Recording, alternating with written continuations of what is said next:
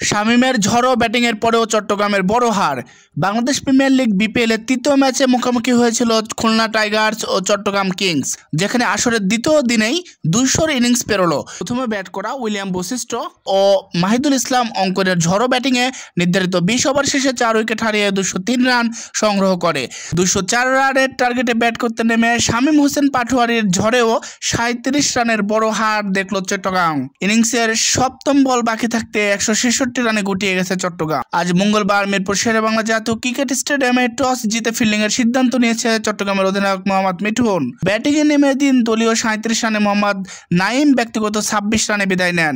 মেহেদী হাসান মিরাজ, ইব্রাহিম জাদরান ও আফিফ হোসেন নিজেদের নামের প্রতি সুবিচার করতে পারেননি। তবে পঞ্চম উইকেট জুটিতে হাল ধরেন বশিষ্ঠ ও অঙ্কন। তারা 35 বলে অপরাজিত 86 রানের পার্টনারশিপ গড়েন।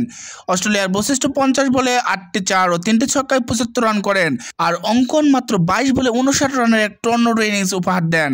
তিনি তার ইনিংসে একটি 4 ও 6টি ছক্কার মার মারেন। চিটাগাংয়ের হয়ে আলিস আল ইসলাম ও খালেদ আহমেদ দুটি করে উইকেট পান। 204 রানের লক্ষ্যে ব্যাট করতে নেমে টমাসের প্রথম ওভারে 18 রান তুলে 1 উইকেট হারিয়ে। তবে এরপর আবহাওয়াতে রনির তোপে শামীম ছাড়া বাকি সবাই যাওয়া আসার মিছিলে ব্যস্ত থাকেন। এই বাহাতি ব্যাটার 38 বলে 7টি 4 ও 5টি ছক্কায় 78 রান করেন। দ্বিতীয় সর্বোচ্চ 18 রান করেন উসমান খান।